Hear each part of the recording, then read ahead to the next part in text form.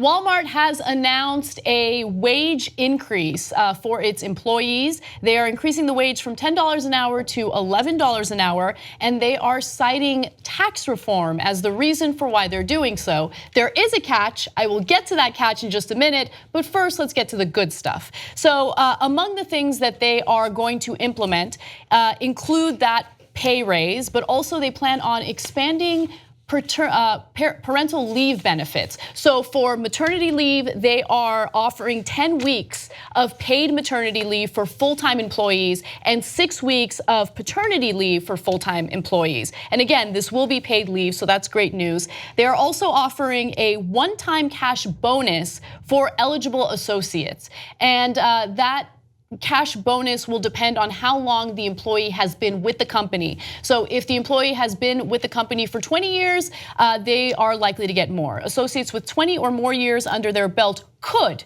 qualify for up to $1,000. Okay, so that's the least interesting part about it. It's the one getting the most press because it's the trick that a lot of these companies, AT&T, Comcast, American Airlines have been doing. The worse their customer service is, the more they're inclined to do this trick. I mean, it's like a who's who of miserable customer service, right? Anyway, Walmart says up to $1,000 if you serve 20 years or more. So look, it's not to say that the guy who's been working at Walmart for 2 years isn't gonna get anything, but he ain't gonna get $1,000. So don't get tricked by that. But the other two parts I actually really do like. Yeah, I mean that is a generous paid maternity and paternity leave. I wish it was equal though. Like I know that the idea is that men don't do the child care as much as women do, but I think that's changing and I would like to see it equalize a little bit. Now with that said, it's important to keep in mind that because of the tax cuts for the wealthy and for these corporations, Walmart stands to increase their revenue, or their profit, I should say, by $2 billion this year alone. $2 billion. So yes, some of that money should go toward its employees, and I'm glad that they're doing that. However, there is a catch. Let's go to graphic 63. The announcement was quickly dampened by reports that Walmart would be closing 63 Sam's Club stores across the country, some with no advance notice. And by the way, this isn't something that they're planning on doing. They've already closed some of these stores without notifying the employees. In many cases, employees arrived at work only to be told that their store had closed down. Shuttered stores were reported across the country, including 4 in New York and 1 in Alaska. So, you will be getting a bonus and a raise increase if we haven't already fired you. So they didn't, weird how they left out of the press release the thousands of employees that they just fired. What happened? I thought the tax cuts were supposed to create jobs. Turns out, not so much. So as I've said in the past about this issue, I'm not in the business of telling Walmart how to run their business. If they think the Sam's Clubs aren't making money, then they're not making money and they got to close those down. But don't come and pretend that the tax cuts that you're going to take home to the tune of billions of dollars, mainly going to your executives and shareholders, are somehow for the benefit of those employees that you fired, or that it's going to create more jobs. That's what all those business groups said. And we told you, and we did investigations on it at TYT Investigates, showed you, no, it's not going to create jobs. Now, but fair is fair. I love that they moved the wages up to $11. I mean, that is one of the top problems, if not the top problem in the country, is that our wages are so damn low. It's ridiculous. And Walmart is a giant employer in the country because their stores are here. They can't outsource their store in the middle of Arkansas. So those are jobs, and those guys getting paid $11 rather than some of the places with $7.25 was the minimum wage nationally is a big difference in your life. Now, was it because of tax reform? No. They were getting tremendous pressure to move up those wages, which is great.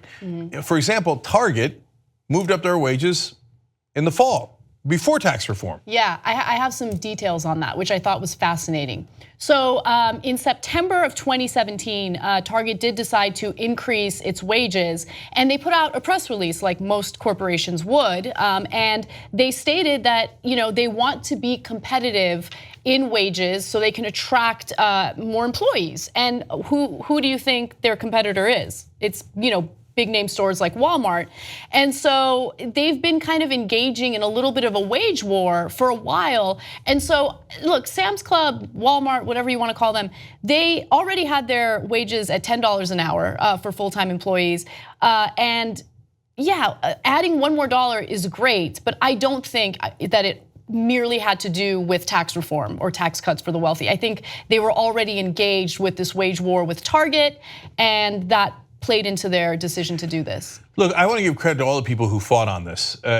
Everyone from guys on picket lines or just protesting to get higher wages. I always remember Nick Smith from Western Virginia that we interviewed during the election, worked at a Waffle House looking for $15 minimum wage.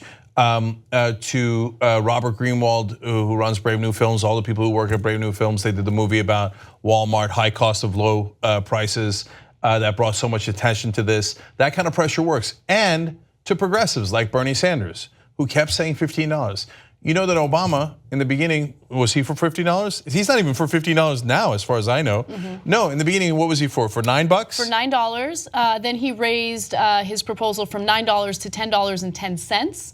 And then the number finally went to $12. Now, if we hadn't pushed Obama, he would have stayed at $9. Now, do you think Walmart would have gone to $11 when Obama, who they call a socialist, was down at $9? No, we pushed and we pushed and we pushed.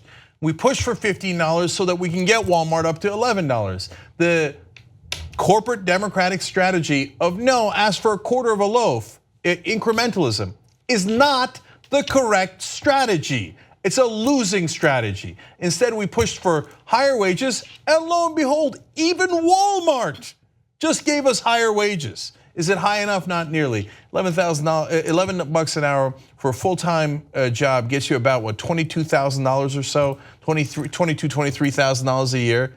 That is, again, incredibly low wages, but at least we're making some progress. So for all the Bernie Sanders type people who fought so hard for this, and all the progressives who fought in the trenches for this, and for their competition, like Target pushing them in the right direction. And finally, yes, to Walmart. The bottom line is when they do something right, give them credit. So even they are firing those guys at Sam's. It is a mixed bag, but the maternity and paternity leave is a good thing, and moving up to $11 is a really great thing. So it's a little, at least it's higher than it used to be, and let's keep on pushing to get it to at least $15. If you like this video, bless your heart. We got a lot more where that came from. We do a full show every day, Monday through Friday. Come enjoy it ad-free by becoming a member, tytnetwork.com/join.